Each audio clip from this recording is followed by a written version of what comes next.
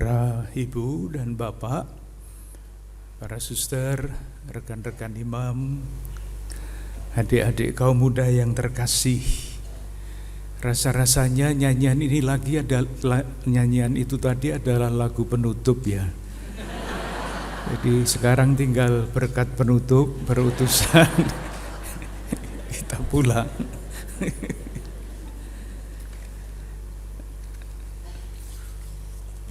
Ketika mendengarkan Romo Bernard memberikan renungannya, entah bagaimana dalam diri saya itu masuk gambaran ketika Yesus hilang di bait suci di Yerusalem. Kan ketika orang tuanya menemukan Yesus yang hilang itu kan, Yesus kecil itu sedang mengajar kaum tua-tua. Jadi saya membayangkan Romo Bernard tadi masih usianya 12 tahun seperti Yesus yang mengajar kita-kita di depannya, dan mengajarnya itu penuh dengan kewibawaan. Sayangnya bajunya hitam.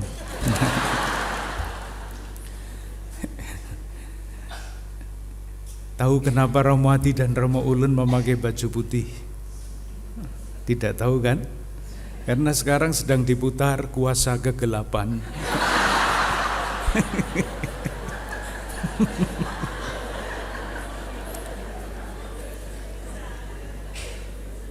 Maka tadi saya usul Romo Bernard lain kali pakai baju putih.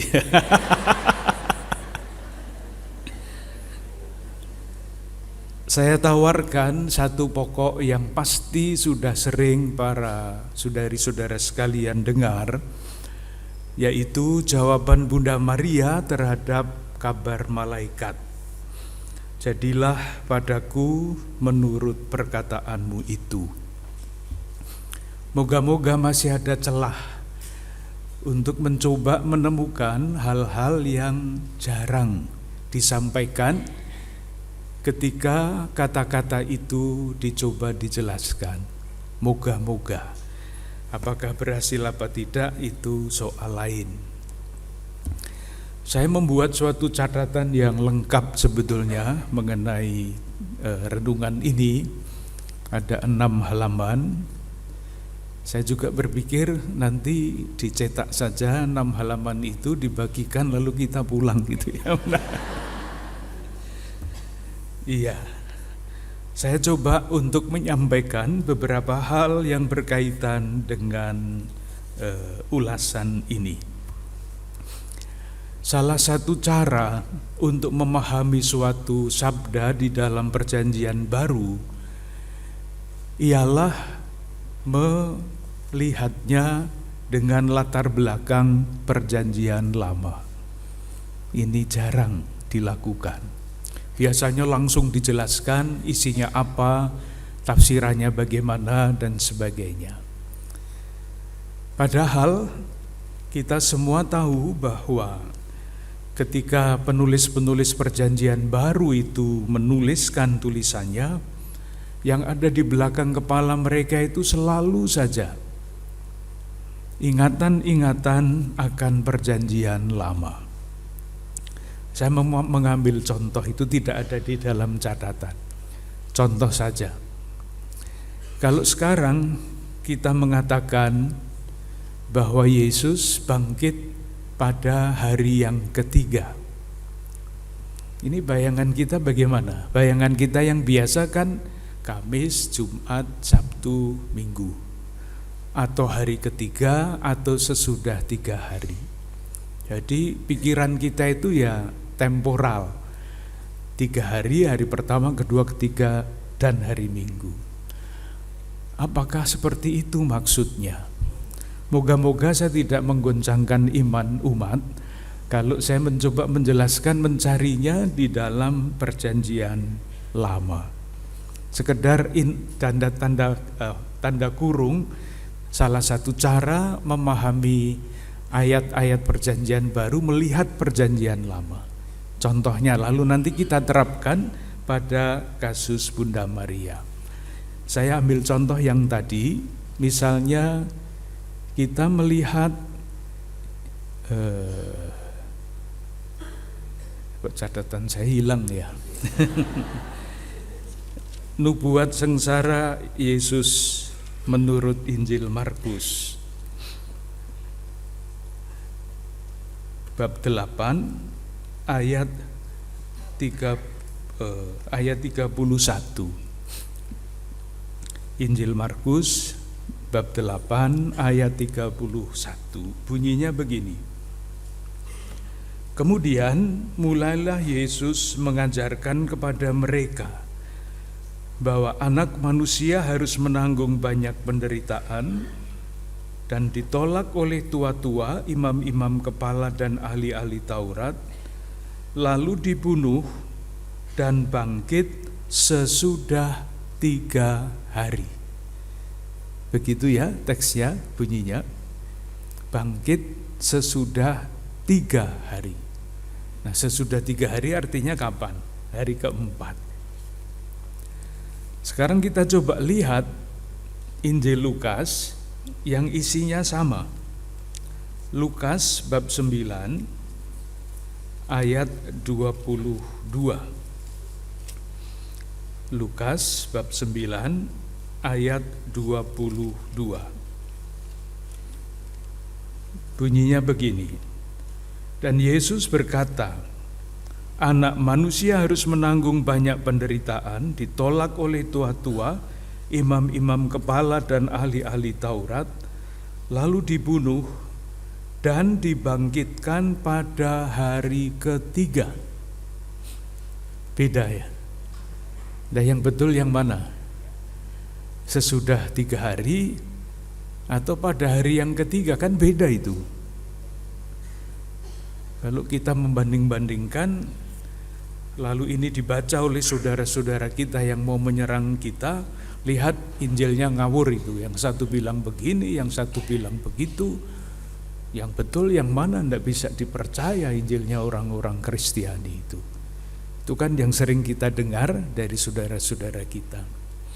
Nah, itu tentu tuduhan yang bodoh. Biasanya orang bodoh itu kan banyak bicaranya ya.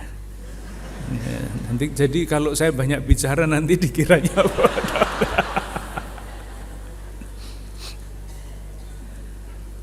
Perbedaan seperti itu hanya bisa kita jelaskan, kita mengerti kalau kita membaca Perjanjian Lama. Coba kita lihat kitab Nabi Hosea bab 6 ayat 2. Kitab Nabi Hosea bab 6 ayat 2. Kuncinya ada di situ untuk memahami perbedaan tadi.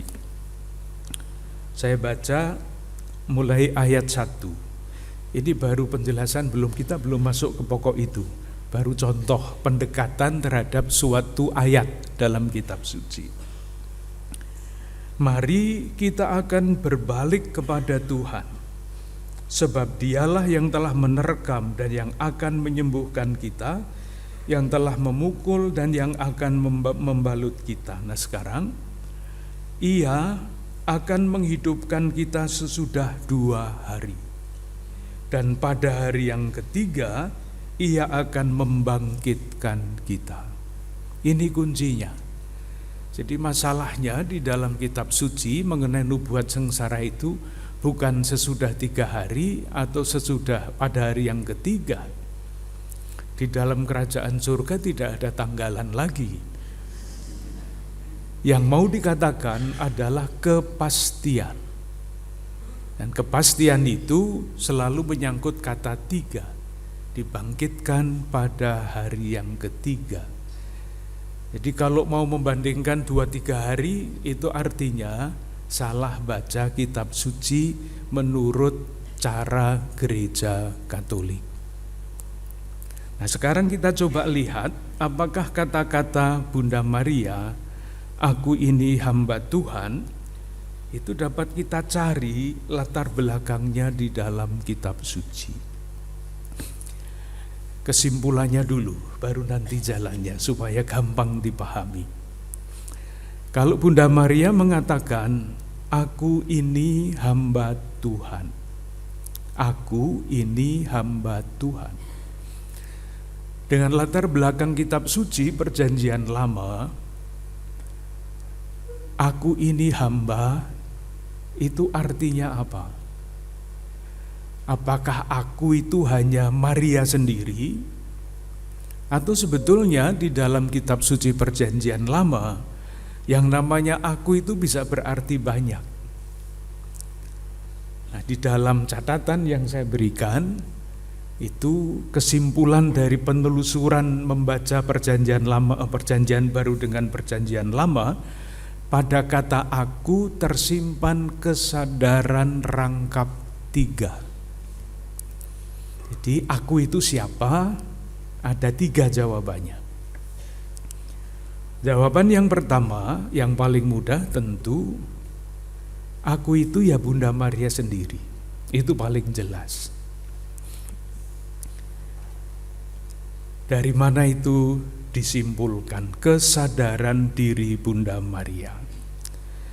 Silahkan melihat kitab Nabi Yesaya bab 42 ayat 1. Kitab Nabi Yesaya bab 42 ayat 1. Jadi silahkan melihat perbandingan kalimatnya, kalau didengarkan itu mirip-mirip. Bunda Maria mengatakan aku ini hamba Tuhan. Itu ya. Di dalam kitab Nabi Yesaya bab 42 ayat 1, lihat itu hambaku yang kupegang, orang pilihanku yang kepadanya aku berkenan.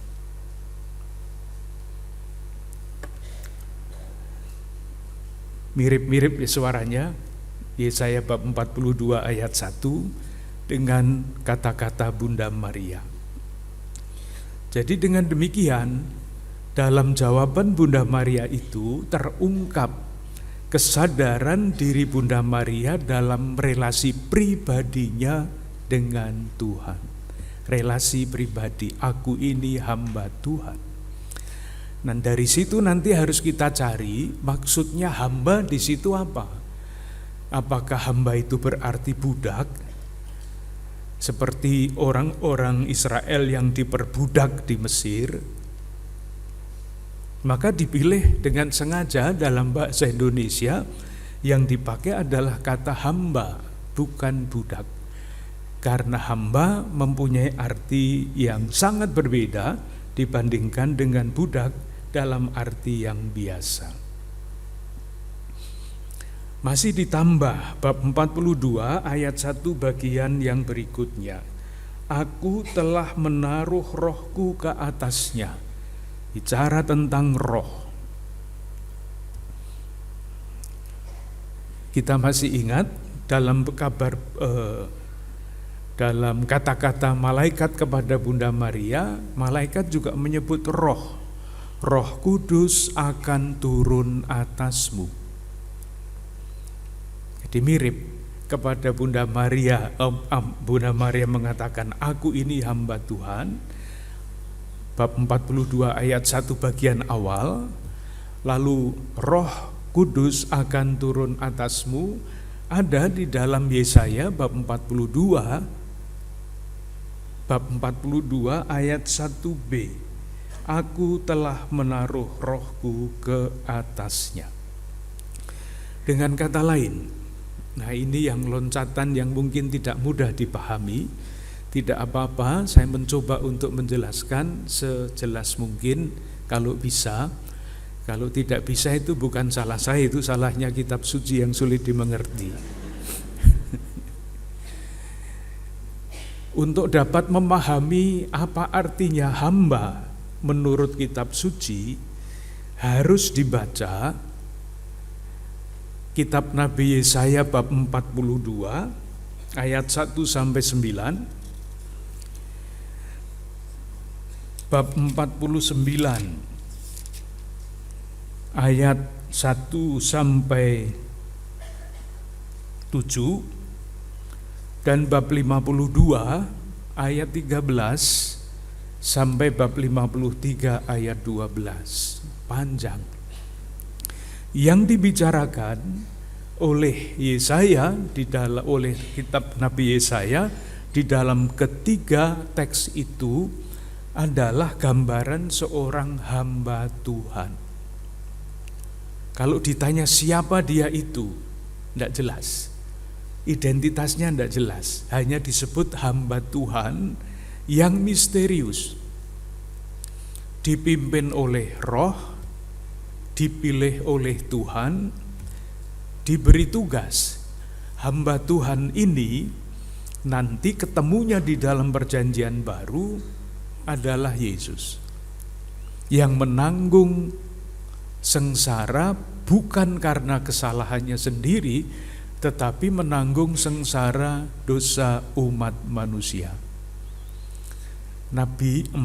Yang ada di dalam kitab Nabi Yesaya 3 bab tadi, yang ditampilkan adalah seorang hamba seperti itu, yang bukan karena kesalahannya sendiri dibebankan kepadanya kesalahan orang banyak. Sekali lagi, ketemunya adalah Yesus yang menebus dosa-dosa manusia. Nah, ini yang sekarang mulai agak moga-moga jelas ya. Kalau hamba Tuhan di dalam kitab Nabi Yesaya itu misterius, tidak jelas siapa. Dalam perjalanan waktu sejarah keselamatan, hamba itu adalah Yesus. Kalau Bunda Maria menyebut dirinya hamba dan dipahami dengan latar belakang kitab Nabi Yesaya, kemudian disadari kepenuhannya di dalam diri Yesus, jadi Bunda Maria itu siapa yang menyebut dirinya hamba? Jawabannya jelas sekali. Bunda Maria adalah murid Yesus yang paling sempurna. Yang dibicarakan di dalam kitab Nabi Yesaya tanpa nama, di dalam perjanjian baru namanya Yesus. Nah, kalau Bunda Maria menyebut dirinya hamba, dia adalah, meskipun dia itu ibunya Yesus, Maria itu adalah Yesus kecil yang sempurna, hamba Tuhan. Moga-moga tidak terlalu sulit untuk dipahami. Jadi saya mencoba untuk menjelaskan, kalau Bunda Maria mengatakan aku ini hamba Tuhan, hamba mesti dicari di mana arti kata itu. Tidak dicari di dalam Kamus Besar Bahasa Indonesia, tidak ketemu. Dicari di Google juga tidak ketemu. Dicarinya di dalam api karunia Tuhan, baru ketemu. Moga-moga ketemu maksud saya. Itu yang pertama. Jadi kesadaran tadi kan rangkap 3. Aku ini hamba Tuhan. Kesadaran pertama adalah relasi Bunda Maria dengan Tuhan, relasi pribadi. Ada kesadaran rangkap 3. Sekarang yang kedua,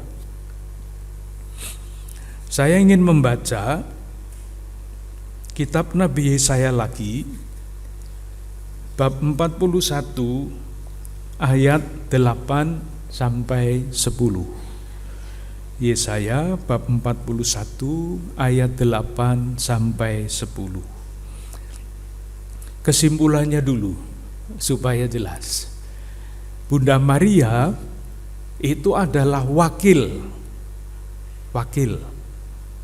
bagian dari umat terpilih, umat pilihan, umat Allah perjanjian lama. Tadi kan satu mewakili pribadinya, sekarang Bunda Maria mewakili umat Allah perjanjian lama. Kita baca bab 41 ayat 8 sampai 10. Tetapi engkau, hai Israel, Israel itu bangsa, hambaku. Jadi sebutan hamba tidak hanya untuk Maria pribadi, tetapi untuk seluruh bangsa Israel. Hai Israel, hambaku. Hai Yakub yang telah kupilih, keturunan Abraham yang kukasihi. Engkau yang telah kuambil dari ujung-ujung bumi, dan yang telah kupanggil dari penjuru-penjurunya. Aku berkata kepadamu, engkaulah hambaku, aku telah memilih engkau dan tidak menolak engkau. Kata-kata yang muncul lagi, janganlah takut, sebab aku menyertai engkau. Janganlah bimbang, sebab aku ini Allahmu. Kata-kata yang diucapkan oleh malaikat Gabriel kepada Bunda Maria itu mirip-mirip dengan yang diucapkan oleh Tuhan kepada hambaku Israel itu. Tuhan menyertai engkau, jangan takut. Itu ada pada Injil Lukas, masih di dalam kisah kabar Maria menerima kabar dari malaikat itu. Tuhan menyertai engkau, jangan takut. Persis yang dikatakan Tuhan kepada Israel hambanya, kepada bangsa Israel yang disebut umat terpilih. Kemudian Yesaya bab 43 ayat 3. Sebab akulah Tuhan Allahmu yang Maha Kudus, Allah Israel juru selamatmu. Jangan takut, sebab aku telah menebus engkau dan memanggil engkau dengan namamu, engkau ini kepunyaanku. Jadi bagaimana? Kalau Bunda Maria mengatakan aku ini hamba Tuhan, selain dia menyatakan kesadaran diri sebagai hamba, dia menyatakan saya ini wakil dari umat Allah perjanjian lama. Nah, ini membutuhkan satu penjelasan yang moga-moga tidak menambah beban pikiran. Moga-moga menjelaskan bagaimana mungkin Bunda Maria itu menjadi wakil dari bangsa Israel. Kok bisa? Alasannya apa? Tidak bisa dikatakan begitu saja Bunda Maria itu wakil umat Israel. Alasannya apa? Kita mesti kembali ke sejarah yang amat sangat panjang. Sejarahnya mulai dari abad ke-6 sebelum Masehi. Nah, kalau kita jelaskan sekarang ini sudah abad 21. Ini panjang sekali nanti 26 abad penjelasannya. Tapi kira-kira begini, singkatnya begini. Kita semua tahu, sudah kita bicarakan di dalam seri yang panjang zaman dulu. Pada suatu titik umat Allah perjanjian lama itu hancur-hancuran. Masih ingat kalau yang mengikuti sejak awal masa pandemi dulu, hancur-hancuran. Raja Daud itu puncak kejayaan. Salomo yang disebut raja yang paling bijaksana itu rasa-rasanya tidak begitu bijaksana. Karena sesudah dia mencapai puncak, dia selesai sebagai raja, kerajaan pecah menjadi dua. Kerajaan utara dan kerajaan selatan, itu sejarah. Seandainya Salomo itu sungguh bijaksana, pasti tidak akan pecah. Tetapi nyatanya pecah. Kerajaan utara yang disebut kerajaan Israel itu hancur, habis, hilang pada tahun 721 sebelum Masehi. Kerajaan selatan terus, kalau membaca kitab raja-raja, refrennya adalah raja ini melakukan kejahatan seperti nenek moyangnya. Refrennya seperti itu. Jadi refrennya bukan haleluya, haleluya, tapi refrennya itu Raja A melakukan segala macam kejahatan seperti nenek moyangnya. Nanti dibaca. Akhirnya hancur pada tahun 587 Masehi, sebelum Masehi, mereka dibuang ke negeri penjajahnya di Babilonia. 5:37. Nah, ceritanya begini. Umat Allah perjanjian lama yang dibuang menjalani pembuangan selama 50 tahun. Apa yang terjadi selama 50 tahun hidup di negeri asing? Ada macam-macam sikap. Sikap yang pertama, menurut paham zaman itu ya, sulit dipahami dengan cara berpikir kita, maka kita menyesuaikan diri dengan cara berpikir mereka. Dulu kalau dua bangsa berperang, itu yang berperang dewa-dewa yang mereka percaya itu. Nah, ternyata Yahweh, Allahnya orang Israel itu kalah dengan dewanya orang Babilonia. Kalah perang.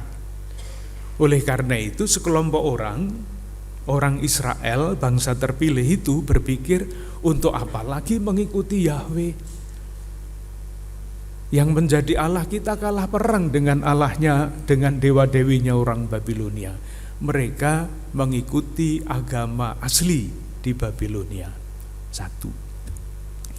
Kelompok kedua, pebisnis. Orang Yahudi kan jago ya, di mana-mana sampai sekarang. Selama 50 tahun, mereka tidak tinggal diam saja sebagai orang buangan. Ada yang menjadi pedagang besar, ada yang menjadi bupati, ada yang menjadi wakil bupati tanpa pilkada. Nanti nyoblos yang siapa ini? Tanya Romo Ulun. Kok sampai omong kayak gitu ya? Iya. Nah, ketika pada tahun 537 raja yang mengalahkan Babilonia, Raja Persia, membolehkan orang-orang itu kembali ke tanah air mereka, mereka pikir untuk apa pulang ke tanah air yang sudah hancur-hancuran. Padahal di situ mereka menjadi pedagang besar, menjadi kepala daerah dan sebagainya. Mereka tetap tidak mau. Hanya sekelompok kecil orang-orang yang boleh dikatakan masih tetap mempunyai idealisme, percaya kepada janji Allah yang akan memberikan tanah air yang abadi, yang telah memilih mereka dan mereka tidak akan pernah dikecewakan. Inilah yang di dalam buku-buku rohani sering disebut dengan istilah sisa Israel. Sisa, istilahnya saja kan tidak enak didengar ya, sisa. Karena hanya sekelompok kecil inilah yang masih mempunyai kepercayaan akan janji Allah. Nah, ketika ketika izin untuk kembali ke tanah terjanji itu diberikan, kelompok kecil ini yang akhirnya kembali ke Palestina, membangun kembali tanah air mereka yang sudah hancur-hancuran. Inilah yang disebut kelompok sisa Israel atau orang-orang miskin. Bukan miskin jasmani juga, tapi lebih-lebih miskin itu tidak mengandalkan diri sendiri, tetapi mengandalkan Allah yang tetap setia kepada janji Allah. Inilah asal mula spiritualitas yang disebut spiritualitas orang-orang miskin Yahweh. Dan Bunda Maria, Santo Yosef khususnya Bunda Maria, itu hidup di dalam tradisi spiritualitas itu.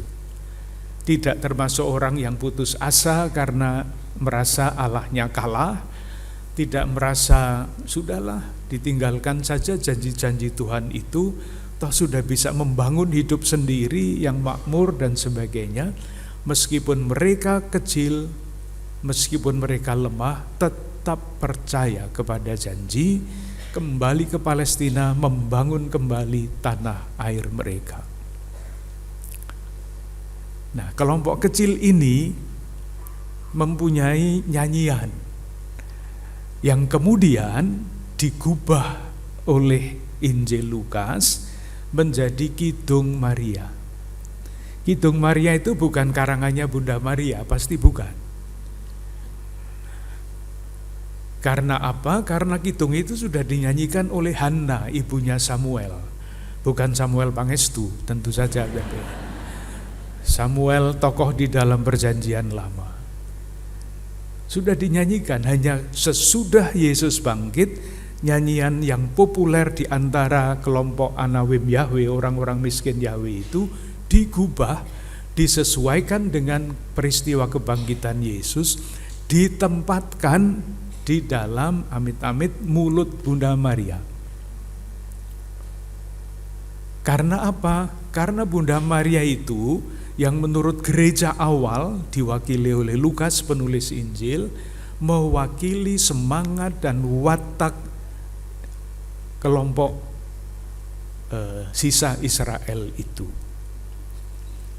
Tadi kan kita mau mengatakan bagaimana caranya menjelaskan bahwa kesadaran Bunda Maria yang kedua adalah wakil dari umat Allah perjanjian lama. Jalannya seperti itu. Jadi karena Bunda Maria hidup mewarisi spiritualitas yang bertumbuh di lingkungan umat Allah perjanjian lama yang sudah dimurnikan lewat peristiwa pembuangan yang lamanya 50 tahun itu, tetap percaya kepada janji. Seperti kita mempunyai lagu-lagu populer kan, Bapak Kami, Bapak Kaminya Putut atau Mas Toto, semuanya ikut menyanyi.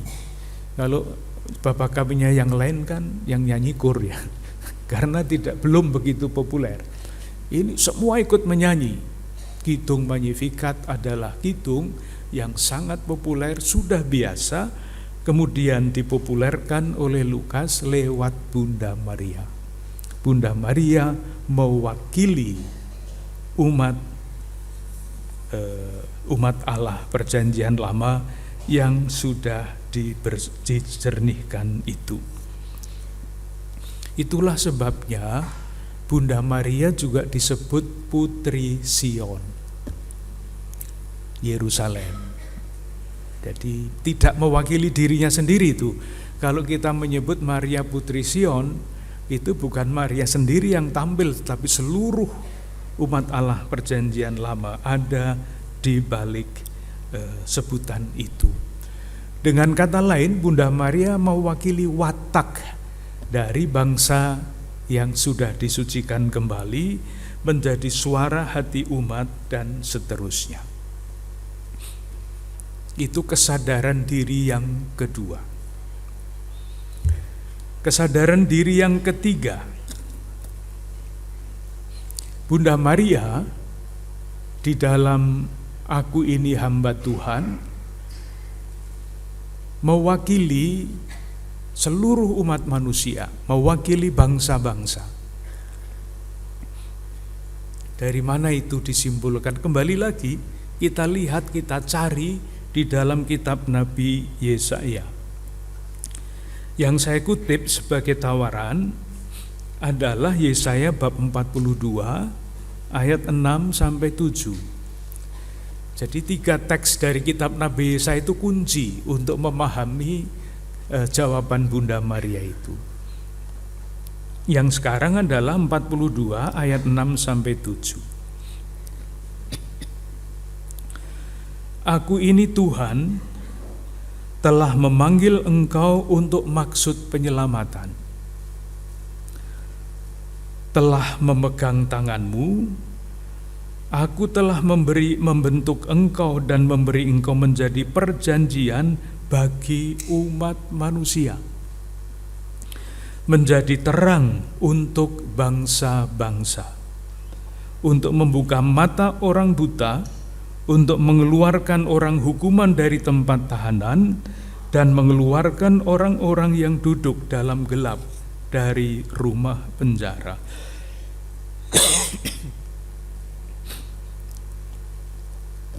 Teks yang ketiga dari Yesaya 53 ayat 11 sampai 12. Sesudah kesusahan jiwanya, ia akan melihat terang dan menjadi puas. Dan hambaku itu sebagai orang yang benar akan membenarkan banyak orang oleh hikmatnya. Sebab itu aku akan memberikan bagian kepadanya bersama orang-orang besar.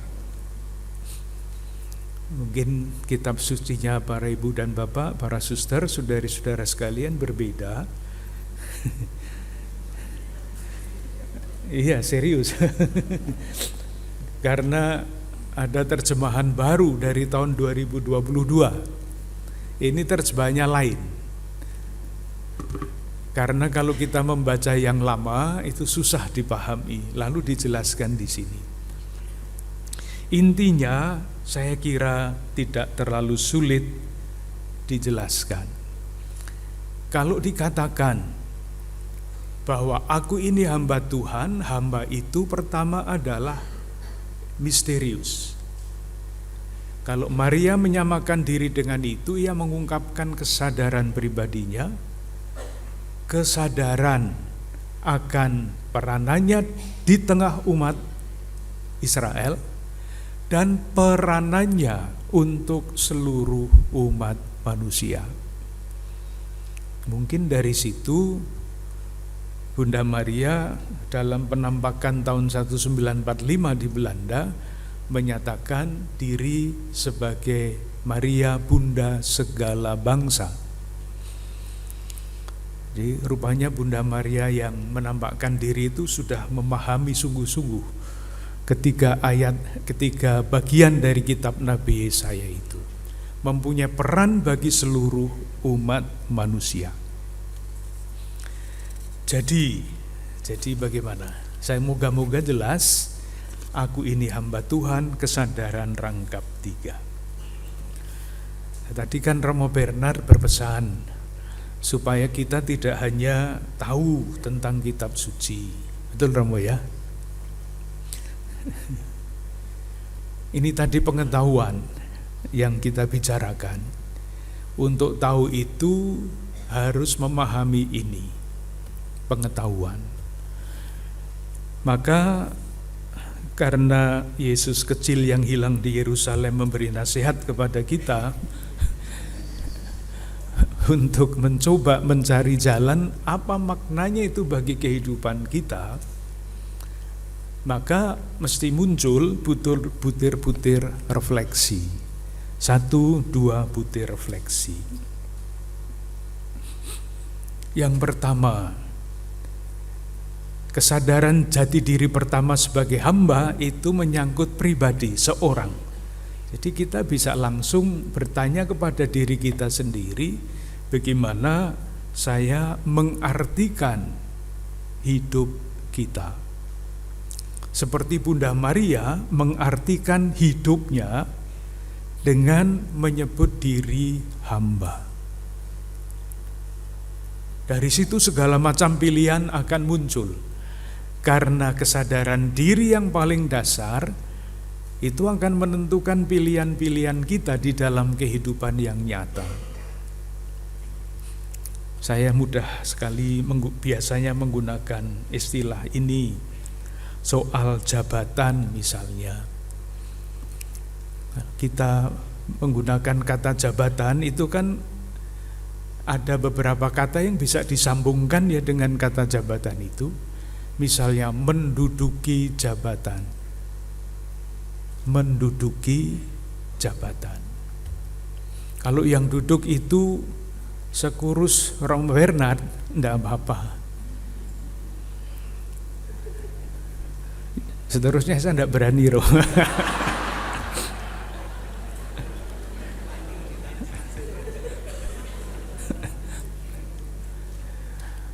Kata yang lain yang disambungkan dengan jabatan adalah memangku jabatan. Di faham kita mengenai jabatan itu seperti apa, diduduki atau dipangku, itu akan sangat menentukan cara kita menjalankan jabatan itu. Saya kira tidak terlalu sulit untuk menjelaskan hal-hal sesederhana seperti itu.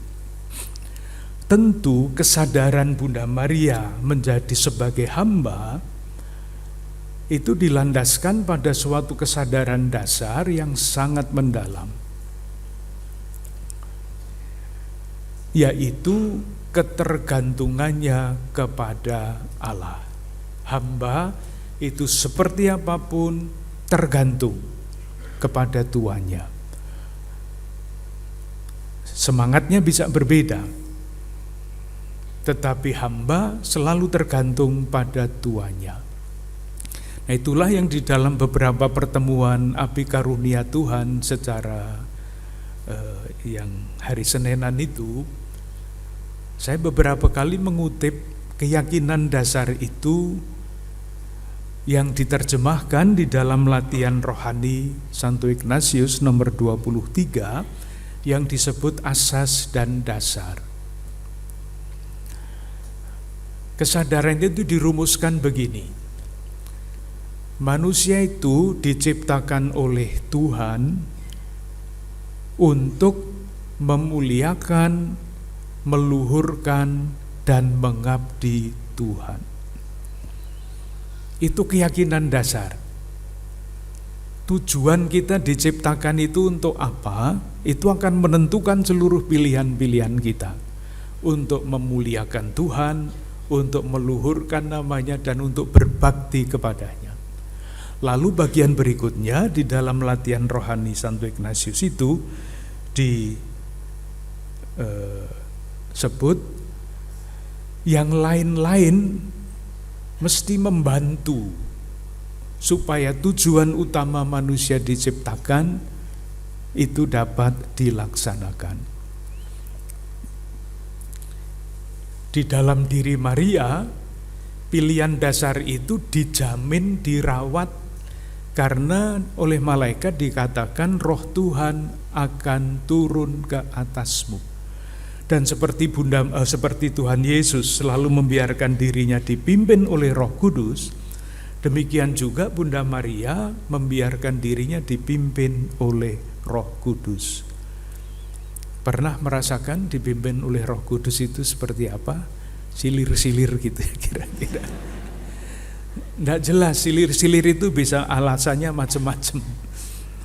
Yang bagi saya sangat jelas adalah ketika kita membiarkan diri kita dipimpin oleh Roh Kudus, itu pilihan-pilihan hidup kita, kecil maupun besar, itu pasti bisa dinilai benar dan baik. Ketika yang kita pilih itu bukan yang benar dan yang baik, itu tanda bahwa sebetulnya kita belum menempatkan diri kita dengan judul seperti Bunda Maria, hamba Tuhan, dan tidak membiarkan diri kita dipimpin oleh Roh Kudus. Kunjungan Bapak Suci Paus Fransiskus masih terus dibicarakannya pada hari-hari ini, 1,5 bulan sesudah beliau berangkat pulang, maksud saya. Kesederhanaannya yang adalah pilihan-pilihan hidupnya.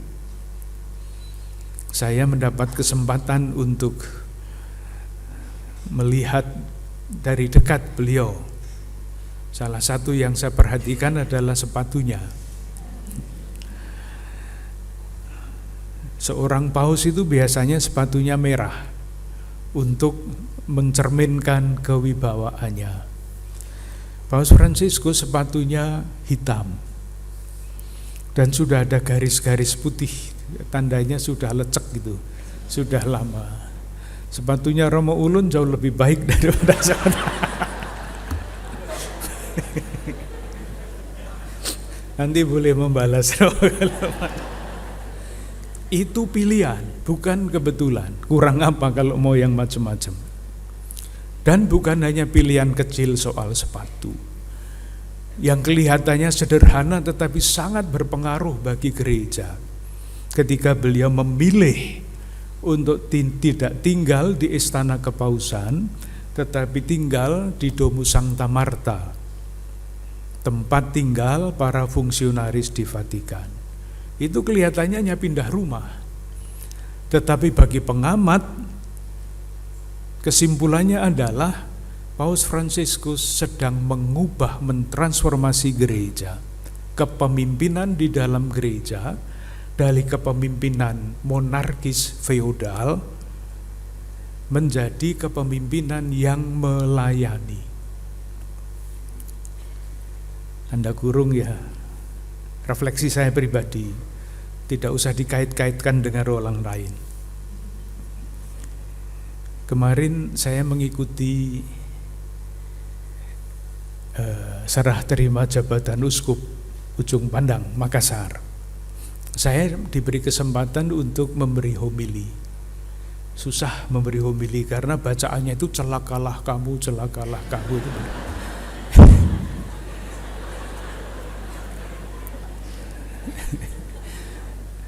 Pergantian kepemimpinan di gereja, bacaan Injilnya itu. Tapi saya mengambil yang lain akhirnya dari bacaan yang pertama. Saya mengatakan begini, uskup itu artinya apa? Uskup itu artinya penilik.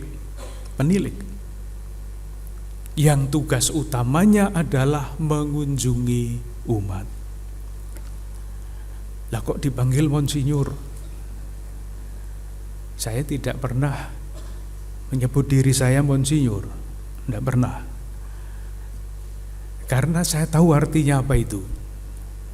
Monsinyur itu gelar yang sangat feodal.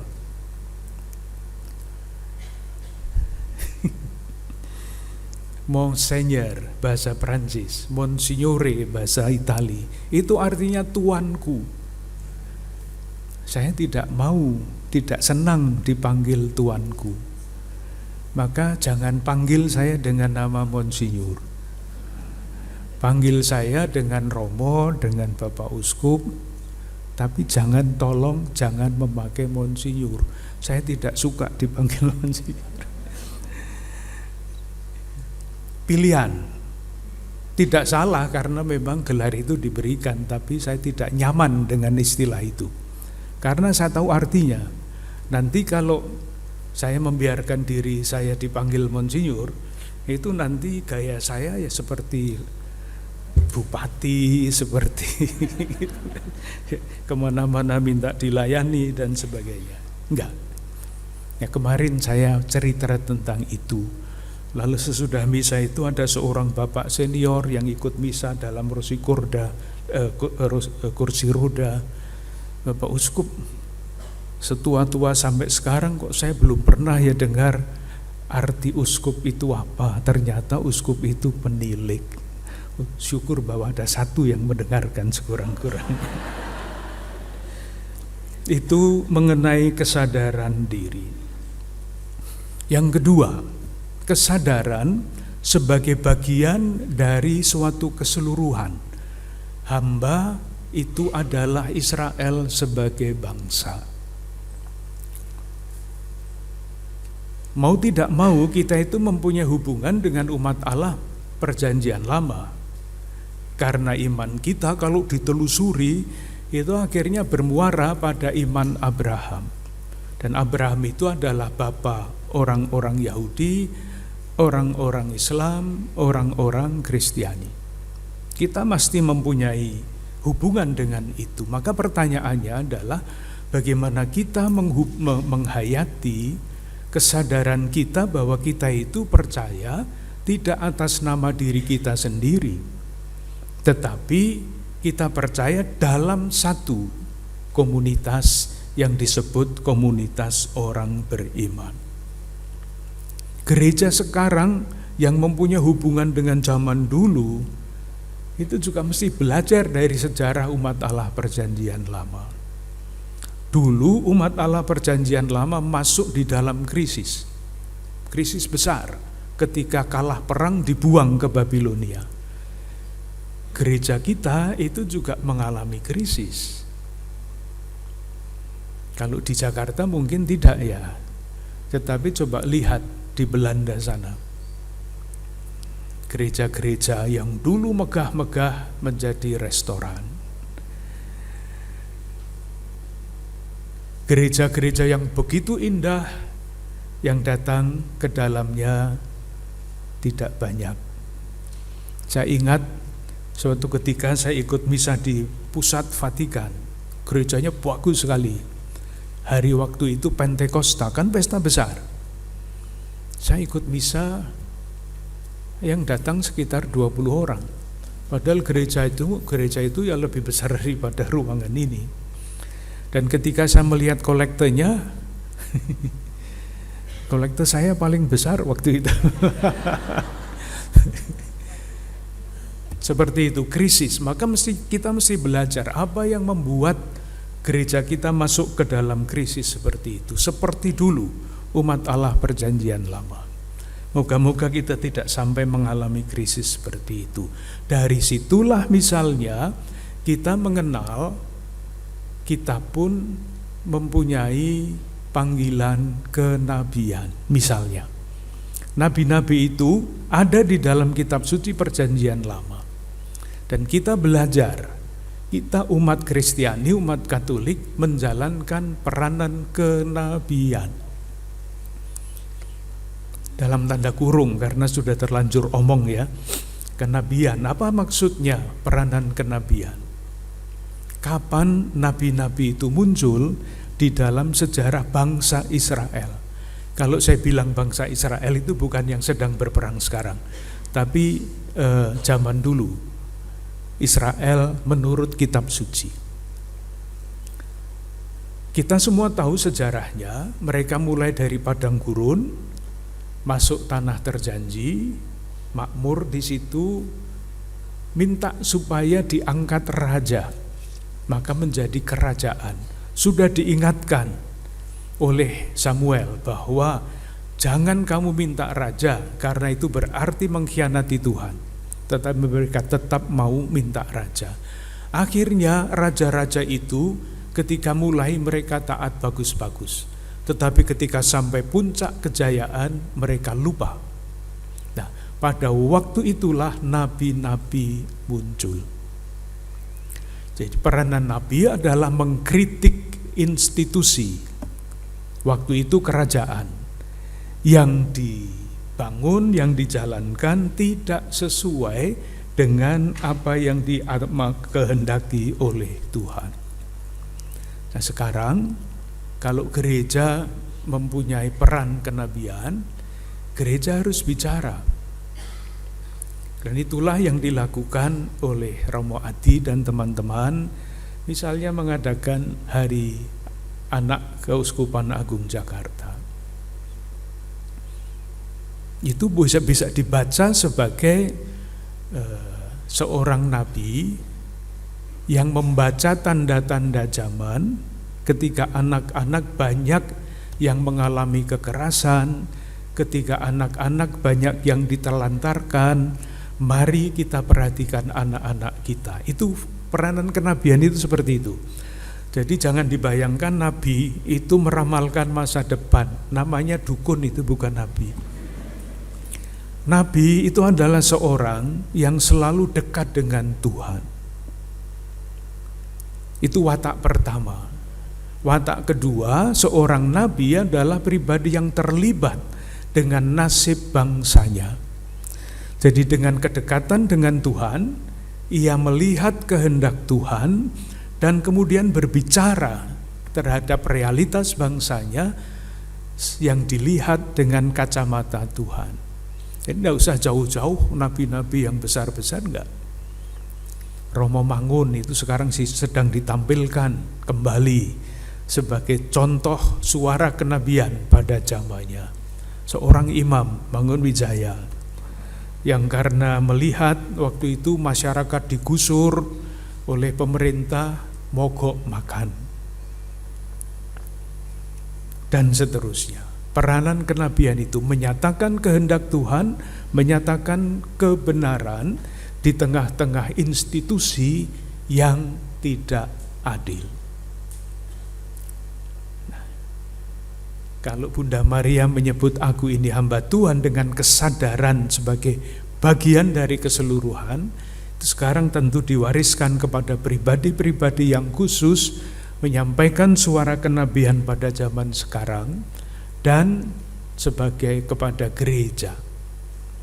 Nanti kalau para religius, para suster, bruder, imam-imam biarawan mempelajari sejarah munculnya gerakan kenabian di dalam kitab suci, itu sangat mirip dengan munculnya tarekat-tarekat di dalam gereja sebagai kritik terhadap institusi gereja sendiri. Yang ketiga, kesadaran ketiga, yaitu peranan hamba itu untuk segala bangsa, untuk umat manusia. Kalau tadi dikatakan di dalam kitab Nabi Yesaya yang namanya hamba Yahweh itu akan menjadi terang bagi bangsa-bangsa. Yang disebut bangsa-bangsa adalah bangsa-bangsa yang tidak mengenal Allah. Sekarang atau dalam gereja modern itu namanya misi. Misi itu ditujukan kepada saudari-saudara kita yang belum mengenal Kristus. Misi keluar. Sekarang ini ada banyak diskusi di dalam gereja. Misi bulan Oktober itu adalah bulan misi misalnya. Tetapi Bunda Marianya kalau mengikuti doa Rosario Misioner itu tidak disebut Bunda Misi. Enggak. Bunda evangelisasi, Bunda segala bangsa. Kok bergeser? Dulu istilahnya misi, sekarang kok evangelisasi, maksudnya apa? Maksudnya panjang. Tetapi mudahnya begini. Sekarang yang paling banyak dipakai itu bukan kata misi. Meskipun istilah misioner itu masih terus dipakai, tapi yang paling banyak dipakai sekarang adalah evangelisasi.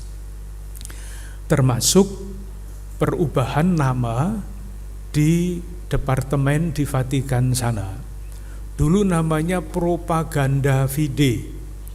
Itu artinya mempropagandakan kepercayaan iman. Sekarang namanya adalah dikasteri untuk evangelisasi bangsa-bangsa, bukan misi terhadap bangsa-bangsa. Bedanya apa? Yaitu tadi, evangelisasi itu jauh lebih luas daripada misi. Misi itu datang ke tengah-tengah saudara-saudara kita yang tidak percaya kepada Kristus, dan kemudian memberi kesaksian, mengajar, mengajak dan sebagainya supaya percaya kepada Kristus. Evangelisasi dari kata Injil. Evangelisasi dengan demikian artinya struktur-struktur kehidupan di dalam masyarakat mesti dijiwai oleh semangat Injil. Jadi di dalam gereja Katolik pun evangelisasi harus dijalankan. Karena banyak lembaga-lembaga di dalam gereja yang belum memberi tempat yang memadai untuk ditanamkannya nilai-nilai Injil.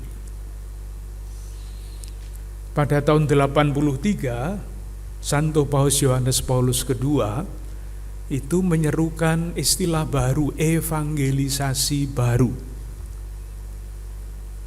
Lalu dijelaskan. Paus sendiri tidak menjelaskan apa artinya evangelisasi baru, jadi kita boleh menafsirkan semau-mau kita. Yang penting adalah ini. Apakah misi, saya menggunakan istilah misi dengan sengaja ya, apakah misi itu dengan sendirinya sama dengan evangelisasi? Tidak. Misi itu memang bisa berhasil mengkatolikan orang, berhasil membuat suatu negara menjadi negara Katolik misalnya, seperti di Amerika Latin. Itu hampir semua negara kan Kristiani semua, Katolik semua itu. Apakah dengan menjadi negara tanda petik Katolik yang penduduknya itu semuanya Katolik, hidup di sana itu hidup seperti di dalam kerajaan Allah apa enggak?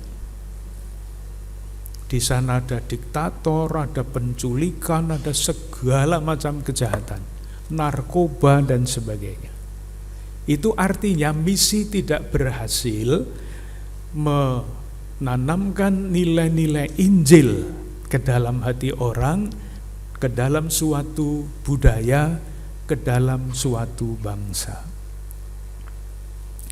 Saya bacakan satu naskah dari abad ke-16 dari salah satu negara di Amerika Latin yang seluruhnya Katolik. Kata-katanya begini, mulai dengan kata aduhai, tapi sesudahnya jelek.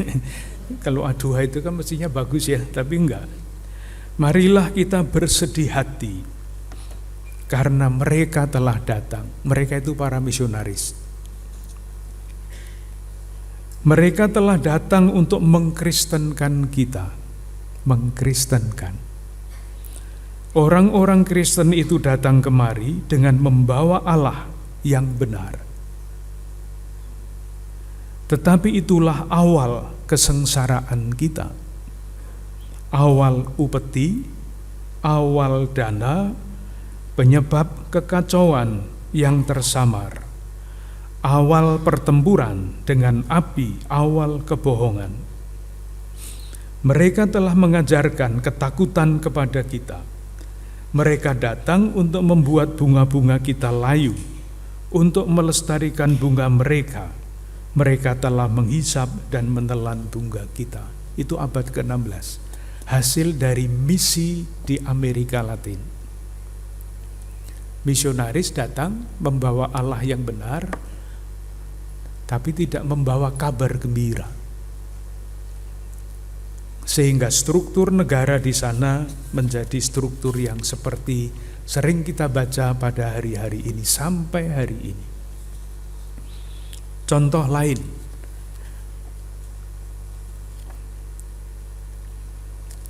tahun 1985, jadi 1983 itu Paus Yohanes Paulus II mengunjungi Amerika Latin di Haiti, sampai sekarang negara itu perang terus juga, untuk menyampaikan pesan kepada konferensi uskup-uskup Amerika Latin. Itu tahun 83. Tahun 85 beliau berkunjung ke negara lain di Amerika Latin, Peru. Apa yang terjadi di sana? Seorang atau 3 orang dari Indian dalam peristiwa itu membawa kitab suci dan menyerahkan kepada Paus Yohanes Paulus II, diiringi kata-kata ini. Kami, orang-orang Indian Andes dari Amerika, telah bertekad memanfaatkan kunjungan Yohanes Paulus II untuk mengembalikan Alkitabnya.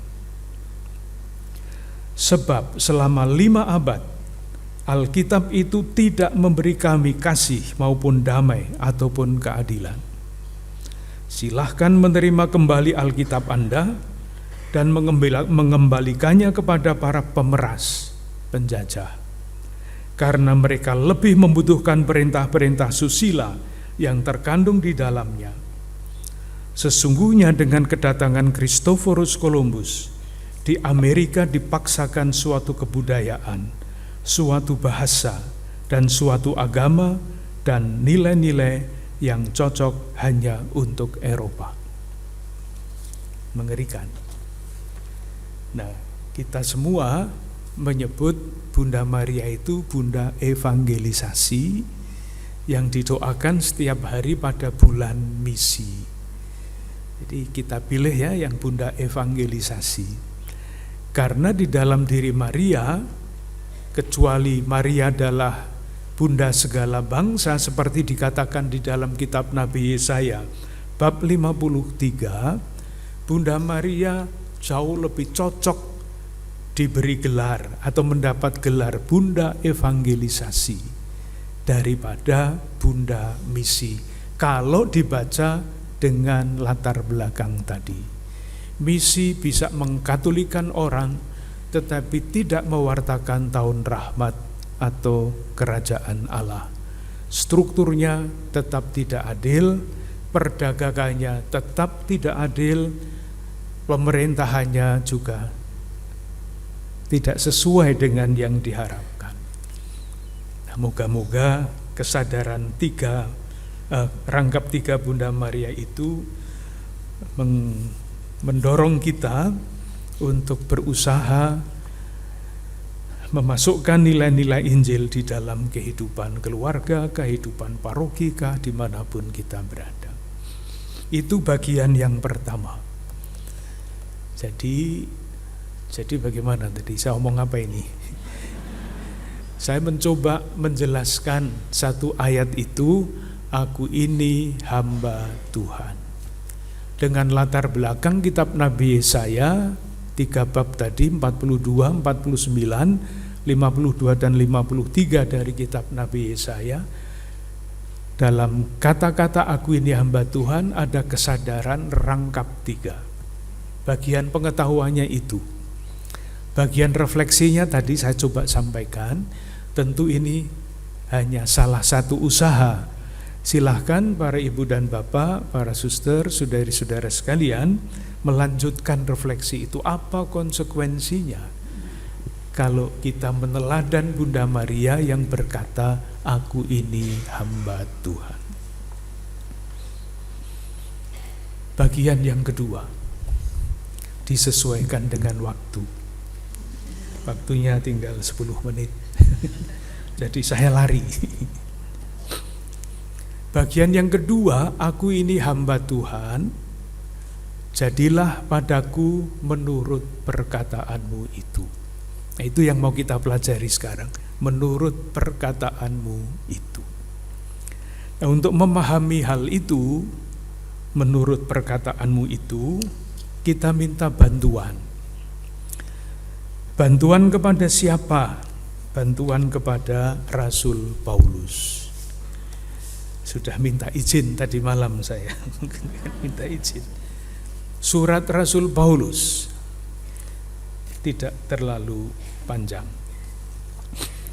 Kalau kita mengingat kembali pembelajaran kita mengenai surat Rasul Paulus di zaman pandemi dulu, kita mengatakan bab 1 sampai bab 11 dari surat Rasul Paulus kepada orang Roma itu adalah bagian dari iman, kepercayaan, pokok-pokok pengetahuan iman. Mulai bab 12 yang dibicarakan adalah konsekuensi iman. Artinya moralitas yang dilandaskan pada keyakinan iman. Moga-moga jelas ya. Kalau pengetahuan iman, aku percayakan Allah Bapa yang Maha Kuasa itu kan, itulah pokok iman. Tetapi nanti kalau iman itu harus diterjemahkan ke dalam perilaku moral, lalu yang harus kita baca bukan syahadat para rasul. Yang harus kita baca adalah misalnya ajaran sosial gereja, misalnya.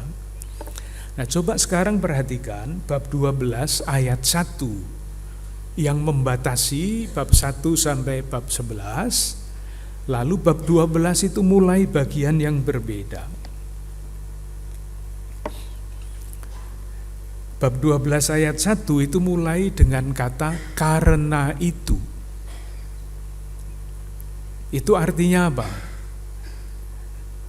Kalau dibahasakan dengan bahasa sederhana, saudara-saudara, sesudah kita bicara panjang bab 11 bab tentang pokok-pokok iman, sekarang kita akan mulai bicara dengan perilaku yang sesuai dengan pokok-pokok iman itu. Karena itu, nah mulai.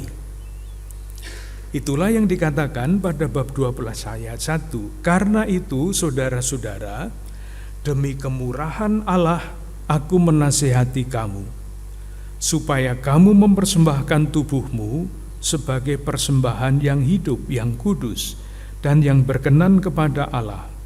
Itu adalah ibadahmu yang sejati. dengan cara itu Paulus kemudian meringkas ajaran-ajaran mengenai moral Kristiani.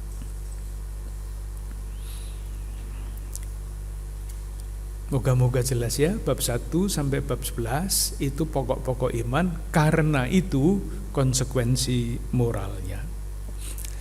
Di dalam edisi yang baru itu, nanti kalau membaca akan mungkin tidak akan sangat kelihatan ya, tapi ada perubahan dibandingkan dengan kitab suci yang lama dalam kata korban.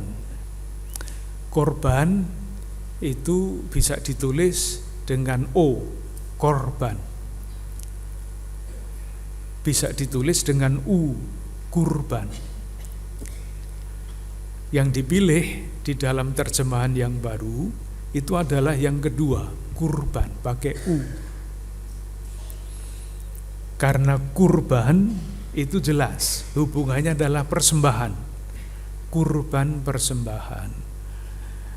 Kalau korban pakai O itu bisa korban lalu lintas, bisa korban tindak pidana perdagangan orang, beda. Yang di sini konsisten memakai kata korban. Ini masih baru karena siapa masih pakai yang lama, belum ada coretan-coretannya. Kemudian dilanjutkan pesan moralnya itu secara sangat ringkas pada bab 12 ayat 2. Janganlah kamu menjadi serupa dengan dunia ini, tetapi berubahlah oleh pembaharuan hidupmu, sehingga dapat membedakan manakah kehendak Allah, apa yang baik dan yang berkenan kepada Allah dan yang sempurna.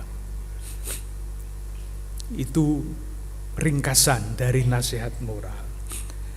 Nah, bagian kedua dari jawaban Bunda Maria, jadilah padaku menurut perkataanmu, itu adalah bagian sikap-sikap hidup Maria yang boleh disebut, boleh tidak harus, pesan-pesan moral Bunda Maria bagi kita yang terumus di dalam jawaban ya, aku ini hamba Tuhan, jadilah padaku menurut perkataanmu itu.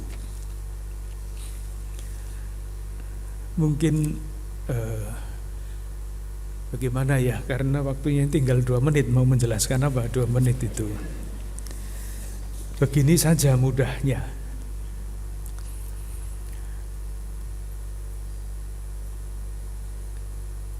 Kita semua diharapkan sampai apa tidak itu soal lain. Diharapkan sampai pada jawaban ya Bunda Maria dengan pengertian tadi. Dan ketika saya sampai itu bisa 100%, kalau sampai 30%, 40% sudah lumayan. Lalu konsekuensi hidup kita seperti apa? Bunda Maria secara total berdasarkan kesadaran dirinya membangun hidup yang semakin serupa dengan Kristus. Jadi ianya Bunda Maria, ini mungkin sulit dirumuskan ya, ianya Bunda Maria itu sebetulnya adalah antisipasi dari ianya Kristus. Kristus kan taat sampai mati, itu ianya Yesus Kristus. Bukan kehendakku, tetapi kehendakmu lah yang terjadi. Itu kan baru sesudah Yesus di menjelang wafatnya. Bunda Maria sudah melakukan itu jauh sebelum Yesus, yaitu ketika dia menerima, Bunda Maria menerima kabar dari malaikat Tuhan itu dengan jawaban, aku ini hamba Tuhan, jadilah padaku menurut perkataanmu. Antisipasi istilahnya. Moga-moga jelas. Jadi yang diiyakan oleh Kristus sudah Maria lebih dahulu melakukan itu. Itulah landasan moral Kristiani. Namanya pilihan dasar, optio fundamentalis. Ketika kita mempunyai pilihan dasar, pilihan-pilihan selanjutnya yang kecil-kecil itu akan mengacu pada pilihan dasar ini. Moga-moga saya tidak berputar-putar, tapi saya menggunakan bantuan yang biasa saya pakai. Di dalam bahasa Indonesia ada 3 kata yang akar katanya sama. Akar katanya bahasa Arab. Khalik, makhluk, akhlak. Betul ya? Ini kan dengarannya kan mirip-mirip ya. Khalik, makhluk, akhlak. Khalik itu pencipta. Makhluk itu ciptaan. Akhlak itu adalah perilaku moral yang baik. Akhlak mulia. Intinya ada di situ tuh sebetulnya pilihan dasar itu. Manusia adalah makhluk. Maka konsekuensinya kalau manusia itu makhluk dan saya sadar bahwa saya itu adalah makhluk, ya saya mesti memuliakan Tuhan kan? Karena saya tergantung pada Sang Khalik ini. Itulah yang dikatakan di dalam latihan rohani Santo Ignatius. Manusia diciptakan untuk memuliakan dan meluhurkan Allah dan berbakti kepadanya. Kalau saya sadar jati diri saya adalah makhluk di hadapan Sang Khalik, dengan sendirinya saya akan berusaha untuk hidup dalam akhlak mulia. Kalau dibahasakan dengan cara itu mungkin lebih mudah ya. Ketergantungan kesadaran Bunda Maria itu hamba.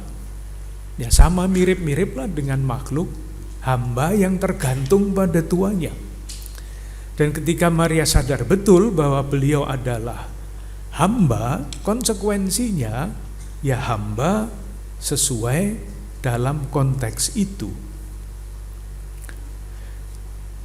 Semakin lama semakin membingungkan, apalagi sudah semakin siang. Terakhir, untuk menjelaskan ini ya, apa yang dilakukan oleh Yesus menjelang perjamuan malam menurut Injil Yohanes, Kamis Putih, membasuh kaki murid-muridnya. Siapa yang biasa menjalankan pembasuhan kaki seperti itu? Hamba, budak. Tidak ada guru membasuh kaki murid, itu tidak ada. Bisa membedakan pembasuhan kaki yang dilakukan oleh budak, itu budaknya itu merasa seperti apa coba? Merasa terpaksa, merasa tidak bisa lain kecuali melakukan itu kan? Kalau enggak nanti enggak dikasih uang bulanannya. Apakah Yesus melakukan pekerjaan membasuh kaki dengan semangat budak? Tidak berani menjawab. Pasti tidak. Karena pengantar dari Injil Yohanes yang tadi diterangkan dengan sangat bagus oleh Romo Bernard, ketika tiba saatnya ia mencurahkan kasihnya sampai sehabis-habisnya.